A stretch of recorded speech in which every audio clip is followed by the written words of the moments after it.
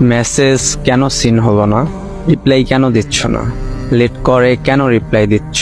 Call দিলা না কেন? কল রিসিভ করলা না কেন? কই ছিল এতক্ষণ? অনেক ব্যস্ত, আমাকে সময় দাও না, আমাকে একদমই ভালোবাসো না। এই কথাগুলো তারাই বলে যারা সারাদিন অপেক্ষায় থাকে তার আপন মানুষটির জন্য, কিন্তু বেশিরভাগ ক্ষেত্রেই আপন মানুষটি এই কথাগুলো শুনে সিংহের মতো গর্জে ওঠে। কেনই বা তাকে কৈফিয়ত দিতে হবে?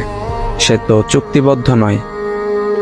কিন্তু সেই আপনজনই জানতে পারে না কেন এত এত মানুষ থাকতে তার জন্য সে ছটফট করে। তারা কখনো জানতেই পারে না পৃথিবীতে হাজার হাজার মানুষের ভিড়ে সে নিজেই কারো পৃথিবী হয়ে আছে।